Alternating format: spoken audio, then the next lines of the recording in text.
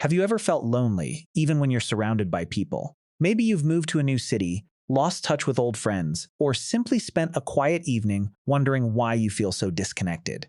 Today, loneliness is so common that scientists call it a global epidemic. But here's a question almost nobody asks. What about the first humans?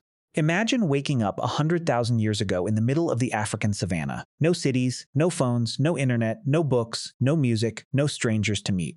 Just a handful of people you've known your entire life and endless wilderness stretching in every direction. If loneliness hurts us so deeply today, how did ancient humans survive it?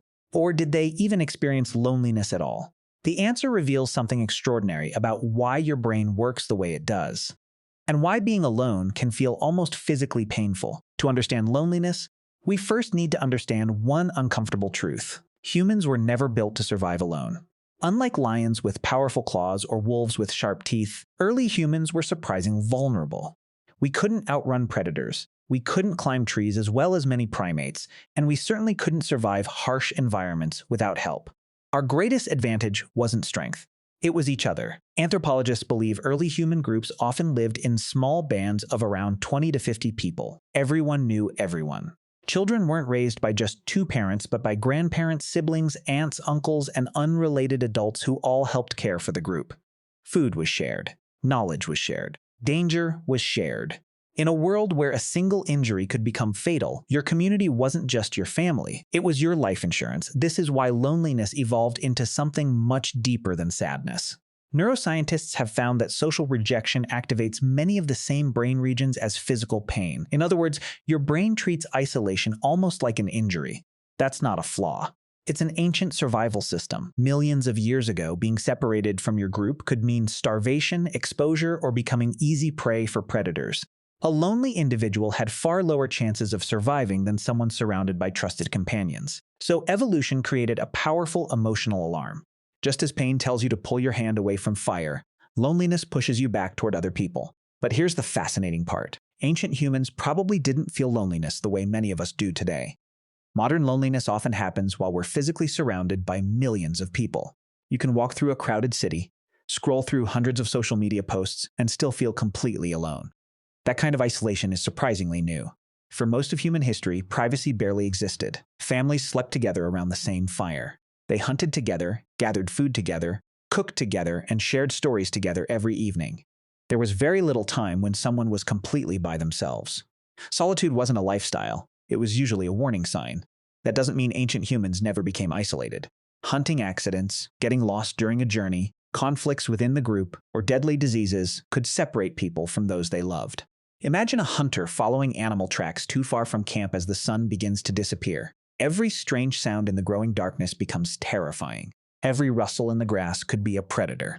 It's no surprise that many researchers believe one of humanity's deepest fears isn't darkness itself. It's being alone in the darkness. This fear may even explain why humans became such extraordinary. Long before writing or agriculture, our ancestors talked, laughed, sang, and told stories around campfires. These weren't just ways to pass the time. They strengthened relationships.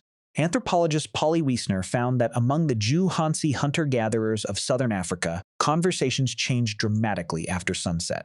During the day, people mostly discussed practical matters like hunting, food, and daily tasks. But at night, they shared stories, myths, jokes, and memories. The evening wasn't just entertainment. It reminded everyone that they belonged. Around the fire, individuals became a community. And perhaps that's why humans love stories so much even today.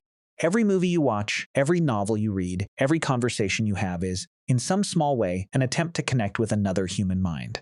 Long before stories were written in books, they existed to keep lonely people from feeling alone. But if connection was so important, what happened when someone truly lost their group? Could a human survive completely alone in the prehistoric world? And if they did, what would happen to their mind? Those questions would reveal just how deeply social our species has always been. Could a human survive completely alone in the prehistoric world? Technically, yes. But for most of our evolutionary history, surviving wasn't the same as living. Anthropologists studying modern hunter-gatherer societies have found that almost every important part of life depended on cooperation. Hunting large animals required teamwork. Gathering enough food for children and older adults required sharing. Even protecting a camp at night depended on many people watching over one another. A person separated from their group didn't just lose companionship.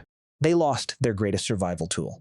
That's why being accepted by your community became one of the most important goals in human evolution. Researchers believe our ancestors evolved to constantly read facial expressions, body language, and even tiny changes in another person's voice because staying connected meant staying alive. The remarkable thing is that your brain is still doing this every day. Without realizing it, you're always asking the same ancient question: do I belong here? But loneliness wasn't solved only by staying close together. Ancient humans also filled their lives with shared purpose. Every day had meaning. Someone needed to gather food. Someone repaired tools. Others cared for children, watched for predators, or searched for water. Every member of the group mattered. Modern psychologists have discovered that having a sense of purpose is one of the strongest protections against loneliness, and our ancestors may have experienced that naturally because survival required everyone's contribution. There was very little room to feel useless when the people around you depended on you. Then there was something else that quietly held groups together: rituals. Archaeologists have uncovered evidence suggesting that even tens of thousands of years ago, humans buried their dead with care, decorated their bodies with pigments, and created cave art deep inside underground chambers. These activities didn't help people hunt or gather food directly, yet they appeared across different cultures. Why? Many scientists believe rituals gave people a shared identity. They reminded individuals that they belonged to something bigger than themselves. Singing together, dancing around fires, telling the same stories, and honoring the dead created powerful emotional bonds that lasted across generations. In many ways, they were humanity's first answer to loneliness. Perhaps the strongest evidence of human compassion comes from ancient skeletons themselves. Archaeologists have discovered the remains of prehistoric individuals who survived severe injuries that would have made hunting or traveling impossible on their own. Some had broken bones that healed completely. Others lost limbs or suffered serious disabilities, yet lived for many years afterward. They couldn't have survived alone. Someone fed them. Someone protected them. Someone stayed beside them. These discoveries reveal something extraordinary. Compassion isn't a modern invention. Caring for lonely, injured, or vulnerable people has been part of being human for tens of thousands of years. So why does loneliness feel so common today? The answer may be one of history's greatest ironies. We now live in the most connected world ever created. With a single tap, we can message someone on the other side of the planet, watch endless videos, or join online communities with millions of people. Yet many researchers believe we've lost something our ancestors had every single day: constant face-to-face connection. Ancient humans didn't schedule time with friends. They lived with them. They didn't send messages around the campfire. They sat around it together. They didn't wonder if someone had read their words. They saw smiles, laughter, tears, and comfort in real time. For hundreds of thousands of years, human relationships happened side by side, not through screens. That doesn't mean ancient life was easier. People argued. They lost loved ones. Some were forced to leave their groups, and others undoubtedly experienced grief and isolation. But unlike today, loneliness wasn't usually hidden. It was visible, shared, and often answered by the people closest to them. Survival itself encouraged connection. So how did ancient humans deal with loneliness? They dealt with it the same way our brains still want to today: by belonging. They shared meals, stories, work, danger, laughter, and hope. They built friendships strong enough to survive harsh winters, dangerous predators, and countless generations. Those connections became so important that evolution literally wired the need for them into our brains. That's why loneliness hurts. It's not a weakness. It's an ancient signal telling you that something essential is missing. The next time you laugh with a friend, eat dinner with your family, or simply enjoy a conversation with someone you trust, remember this: you're not just passing the time. You're participating in one of the oldest survival strategies our species ever developed.